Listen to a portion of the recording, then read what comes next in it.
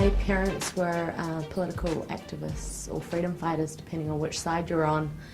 They fought for Kurdish rights through peaceful protests, peaceful measures, and with the Iran-Iraq war and all vestige of Kurdish existence banned in Iraq, Turkey, Syria and Iran. It was a dangerous period to be Kurdish.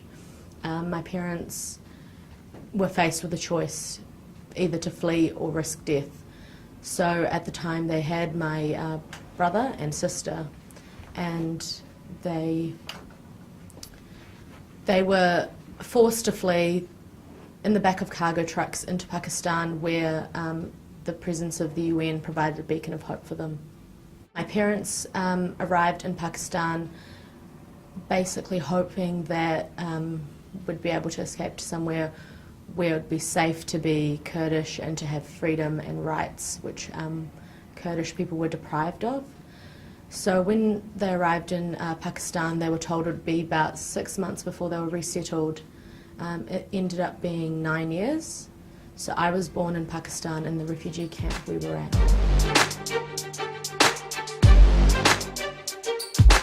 My memories of the refugee camp are how packed it was with people. There was very little space to move. We shared tents, living and cooking spaces with like 5 or 6 families. So very little space, all sharing cooking facilities. A lot of people were sick with disease. I remember lots of sick children being around. I remember we protested quite frequently in front of the UN offices, protesting the conditions of the camps and protesting about the lack of information we were given about how long we'd remain in Pakistan and what our future was going to be. I remember those things, but I also remember being a young child in Pakistan and sometimes not being aware of how bad the situation was, but enjoying the fact that I was surrounded by friends all the time. You know, after the refugee camps, we moved into apartment kind of buildings where 5 families or so would live in one huge room. And as a child, you're not thinking about, oh, this is terrible, all these people living in one space is just not feasible. I'd be thinking, oh wow, it's a sleepover with all my friends kind of thing. You know, I get to hang out with them all the time. So I think my memories are both good and bad growing up in Pakistan.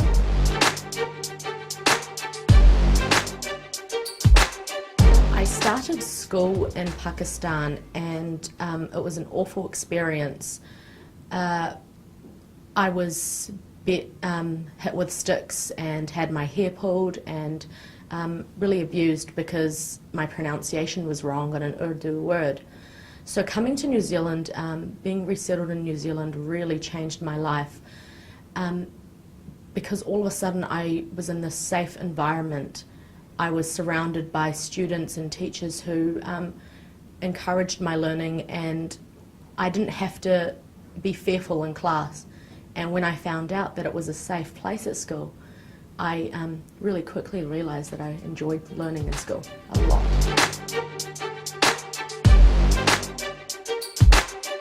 At times at school I was bullied and treated quite badly by the other kids for being different.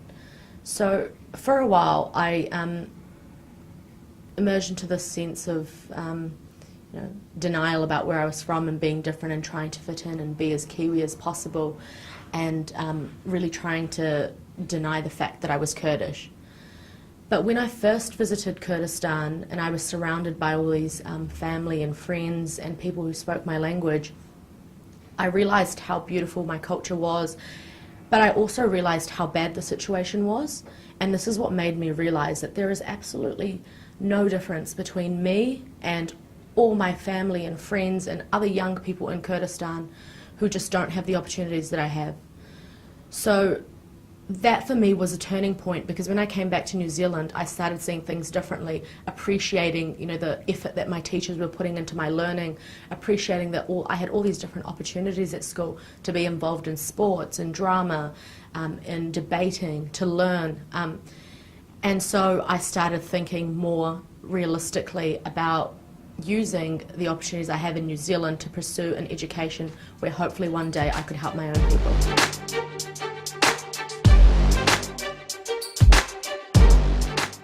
When I started realising and researching about all the injustice the Kurds had suffered and what my own family had been through, what my parents had been through, fighting for simple rights, simple human rights, it started making me wonder how I could contribute to the bigger cause.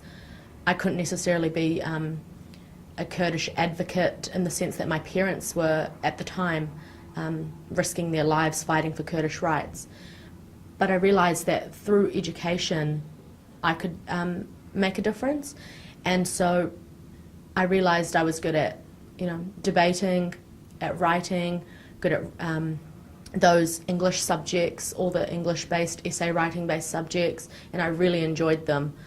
I enjoyed debating, and I just realised that these qualities and strengths in certain subjects led me towards a career in law.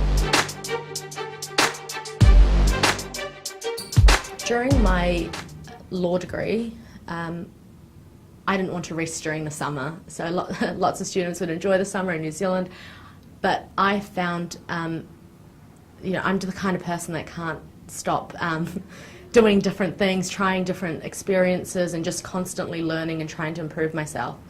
So I spent one summer working in Kurdistan. I started teaching English in one of the local villages, and then from there met some people, made some connections, and started working as an assistant to the Deputy Chief of Protocol in the Kurdistan Regional Government. That was a great experience, meeting all sorts of world leaders that came to visit the region.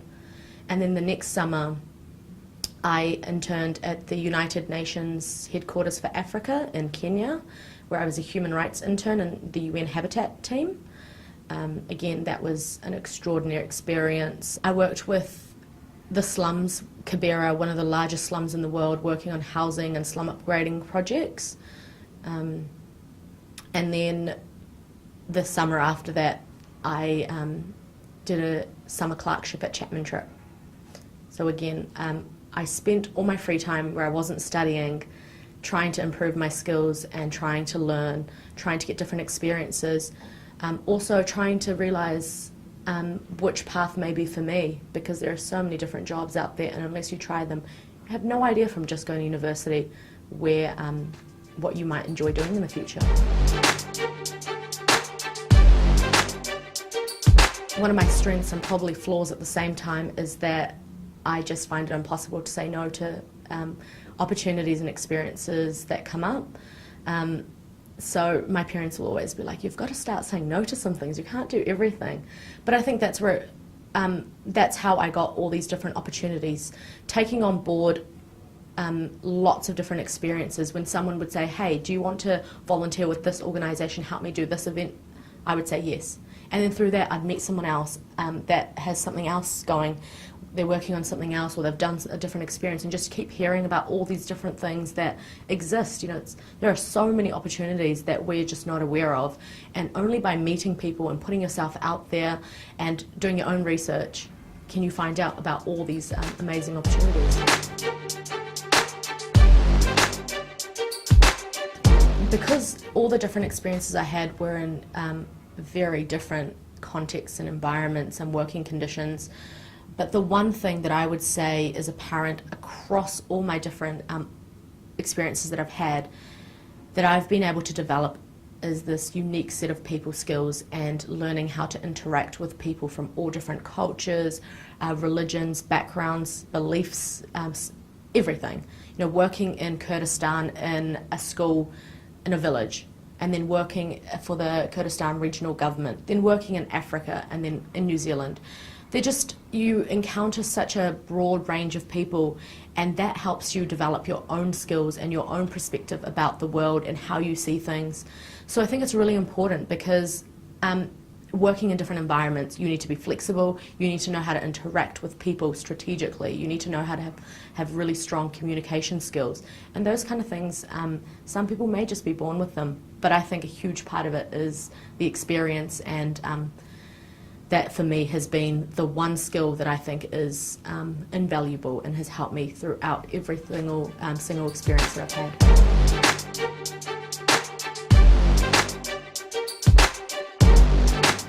So working in Chapman Tripp has been really great so far. I've had the opportunity to work alongside some of New Zealand's top lawyers. I work in the litigation team, so it's helped me improve my advocacy and writing skills, communication skills, and of course just allowed me to develop these set of skills that are really relevant to law, but also transferable to various other jobs. You know, having attention to detail, thinking outside the box, trying to come up with solutions, thinking about possibly options or risks that the client may not have thought of, but just always being one step ahead, always thinking ahead and thinking, what would I want in this situation if I were the client, and anticipating the needs before they've even thought of them.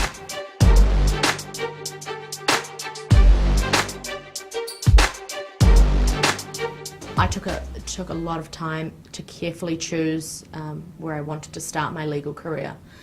And from day one, I thought Chapman Tripp took a really genuine interest in me and my interests beyond the law. In my first interview, they joked, saying, "Your CV is set to be a diplomat. What are you doing at a commercial firm?" And it was the way they treated me throughout, calling me before the interview to wish me good luck, having these workshops at the university, and in a crowd of 100 students, being able to say, "Hey Rez, we're in this room," it showed that they'd really studied their interviewees, were interested in them beyond just their grades and what they did at law school, but also their passions and interests outside of university, perhaps there's particular circumstances which make them the unique person that they are. So yeah, for me that was really key, and from day one I felt like they were really interested in the work I was doing outside of law school with refugee youth, and then that has been evident since, because Chapman Tripp has supported me in all these different endeavours I've had, jet setting across to Geneva, to Thailand, to Copenhagen, to all these different places. They've been behind me, supporting me and saying, "Oh, absolutely, you've got to go."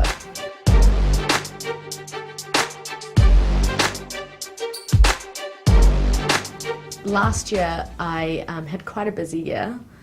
I was a New Zealand youth delegate at the Women Deliver conference in Copenhagen. It's the world's largest conference focusing on women's health rights issues surrounding empowering women and young girls. And then in the same trip, I went to Paris, where I was the New Zealand youth delegate at the OECD forum, and where we discussed what an inclusive society would look like, and how we can make sure we empower individuals across broad spectrum of ages and backgrounds to have them involved in society, and what that would mean. And then shortly after, I went to Geneva, where I was the New Zealand representative at the Global Refugee Youth Consultations, and this was the first time in history where the United Nations Refugee Agency, in collaboration with the Women's Refugee Commission, brought together so many refugee youth to discuss the issues that we face in our countries and in our regions, and to put forward ideas for solutions from our perspective. So this, taking a closer look at what it would mean, we use the slogan, working with us, not for us, and so that was putting that into practice and consulting us throughout the process of what we think we need to improve the situation in our regions. And so as a follow-up to that, I was invited to Thailand for the Asia Pacific Refugee Rights Conference, and there, along with other youth delegates from the Asia Pacific region, we launched the Youth Working Group, and through that we're focusing on improving the rights and opportunities for young people throughout the Asia Pacific region of refugee background.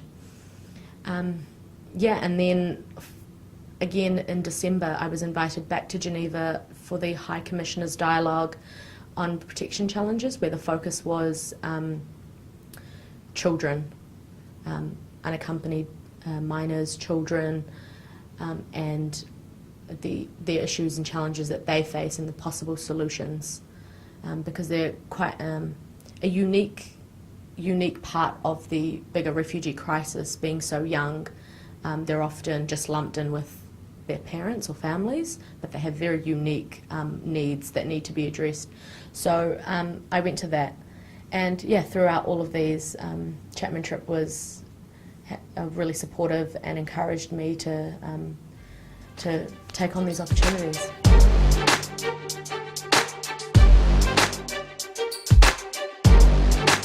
I am the National Youth Advisor for the Red Cross, and I've recently just been elected to the National Youth Panel. My focus is primarily on refugee youth, so through the resettlement process in New Zealand, which is just amazing compared to what existed when I came to New Zealand. We've come such a long way, and it's really great to see. But there's still room for having more youth-friendly elements to the entire resettlement process. So my focus is on working with refugee youth to address those needs and to empower them.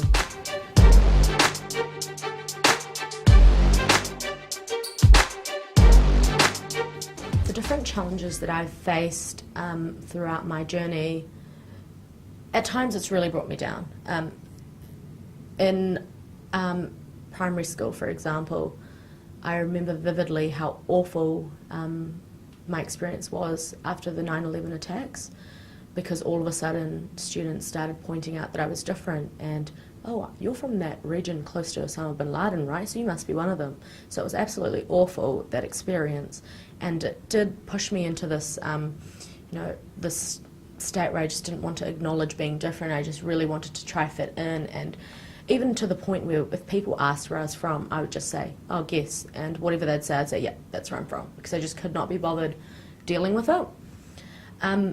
So initially, yeah, it really upset me, and I wasn't as confident and didn't want to be involved because I was so scared of being bullied or the reaction from my peers. But like I mentioned, this trip to Kurdistan, it changed my perspective, and so coming back, I was just a little bit, one step at a time, more willing to face the reality of being different and what that meant and how that could be a positive thing. And I think the moment I started accepting it is when I allowed people an opportunity to accept it as well, because I was so passionate and am so passionate about being a Kurdish Kiwi and being so passionate about the experiences and trying to flip that, refugee title into a positive word which embraces resilience and strength. That, I am sure even if it inspires or affects one person to, challenges them to think differently about this concept of being different, then that's something positive that comes out of it. But I think it all started with me. When I accepted it, when I started being passionate and using it as a form of, standing out, that's when it started working in my favour.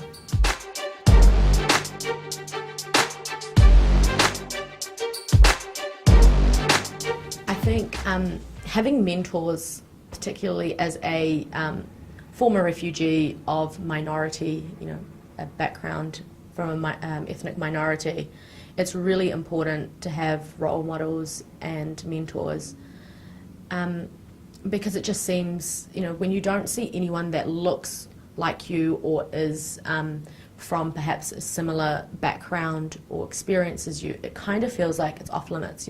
This world is not for me. I don't belong here, so I just won't even try. And unfortunately, that is still really predominant in the perspective of young refugee or ethnic minorities, just not pursuing particular goals or paths that they otherwise would have loved to, because it just doesn't feel like it's right for them or it's for them at all. It's not their world. So I think having mentors is really important. I try to get mentors from wherever I could. I used my teachers as mentors. I went to Massey High School, and I was fortunate to have such a supportive supportive group of teachers and deans that supported me, and then also just finding mentors wherever I could. I was the first in the Kurdish community to go to law school, female, so that was difficult, but I had someone in the community who'd gone to law school before me, who was about 10 to 15 years older than me, but nonetheless from the Kurdish community. So even though he wasn't a female and perhaps had a very different experience and was raised during a different time, it still meant I had someone to go to and just say, how did you find it? Just simple questions like that. So I think it's really important, finding mentors wherever you go, a range of mentors, people you look up to, people that are perhaps in different areas that can give you a different perspective, male and female, and all different age groups.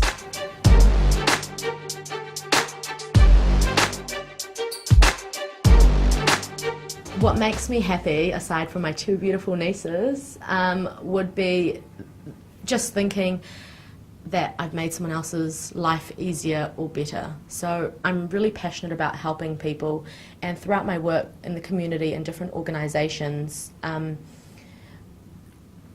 main goal is to help someone in some way, whether it be through this refugee mentoring program I'm working on to help refugee background students pursue meaningful careers and have a easier path to university than they otherwise may have. The end goal is just helping someone, and that's what makes me happy.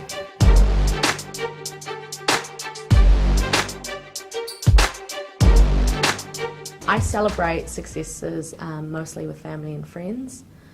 My family is incredibly supportive and proud of everything I do.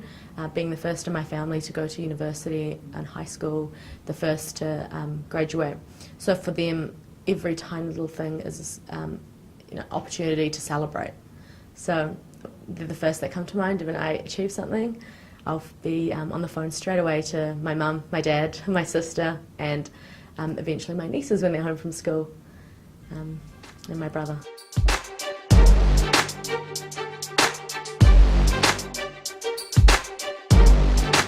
My vision for the future, it's difficult to say because there are just so many opportunities out there, but I've just got to remember the reason that I went to law school in the first place, the reason that I wanted to pursue a career in law, and that was to help my Kurdish people.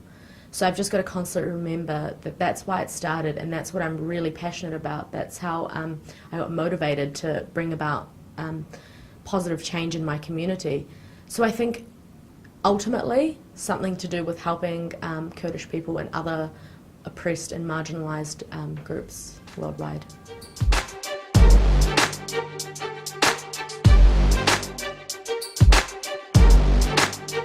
I think my dream job would be being a lawyer on, if it ever was established, some reconciliation tribunal for the Kurds, being a lawyer or judge on that, so that I could help with that process.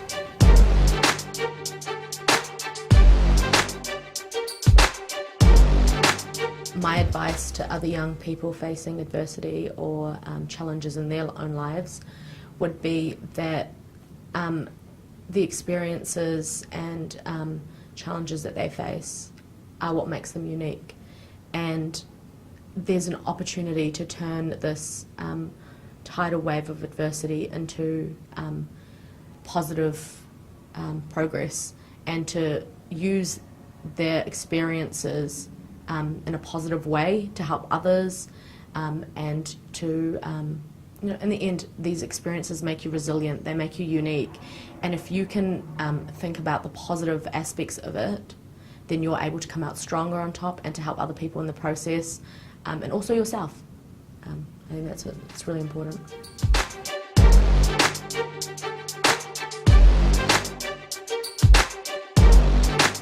I think one of the most fulfilling things I've done to date, very small contribution, but I think this is where it all started for me in terms of realising how much I enjoyed helping people and how much I enjoyed seeing the satisfaction of the work that I was doing was when I was in Kurdistan teaching students in a very small village. The passion and motivation that they had, indescribable. We had a chalkboard and barely a few desks to even sit on, and they turned up every day smiling and really excited to start their lesson. And for me, that was the moment where I realised that I really, really enjoyed helping and contributing to other people's lives, and that if I could use my skill to change even one person's life, then that's what I want to do.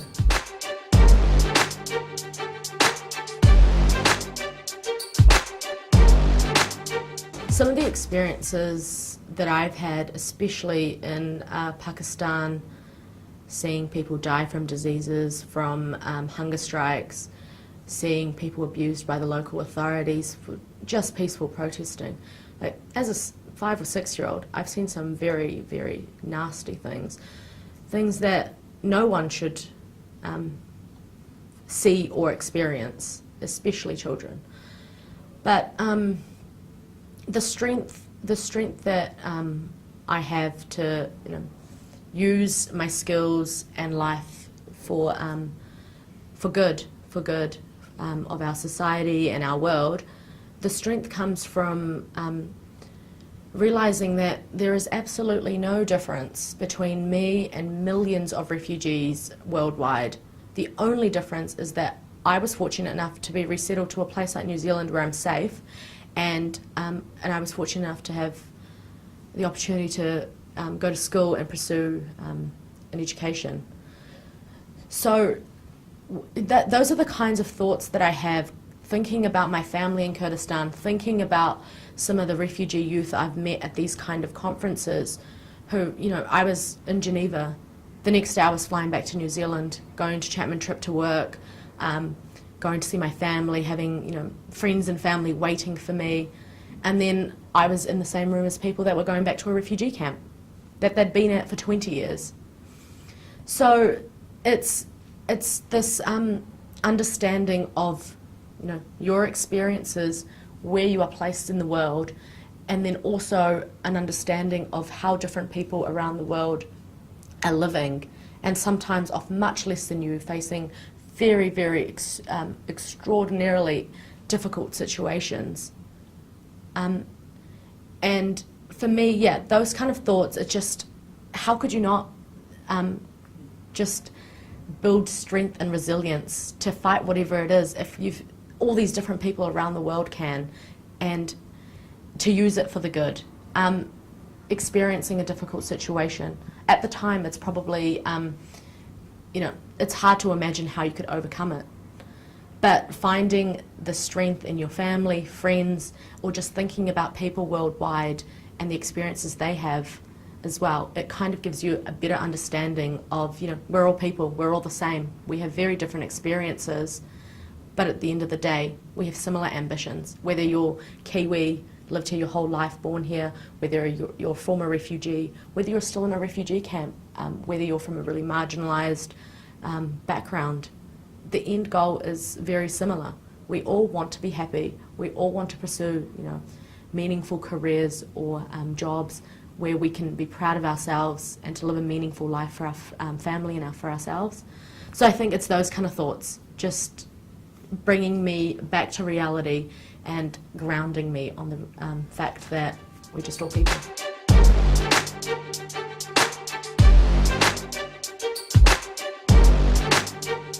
For me, the key message is that we've got all these opportunities in New Zealand. In a place like New Zealand, we're so fortunate, and I'm so grateful for all the different opportunities I've had.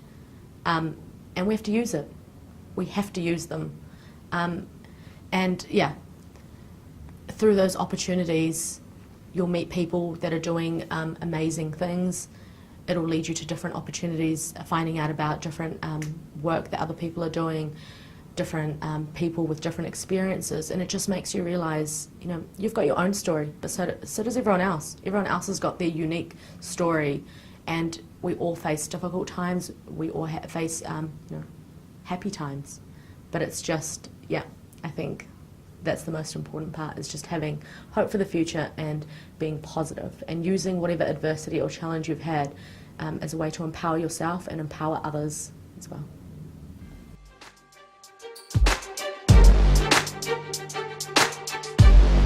So at times I'm guilty of taking on way too much and having no time to rest and lots of sleepless nights working hard.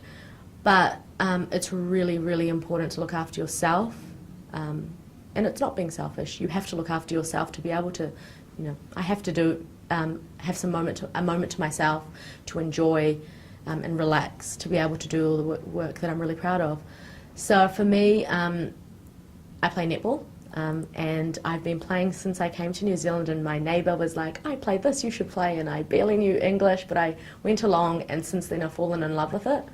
So yeah, I play netball, I do kickboxing when I manage to have the time, good form of stress release as well, and I spend a lot of time with my nieces, because for me they're my future, and I want to encourage and empower them to be able to achieve everything that they want and not to have any barriers.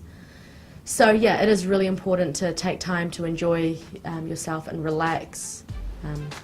It's all about balance at the end of the day.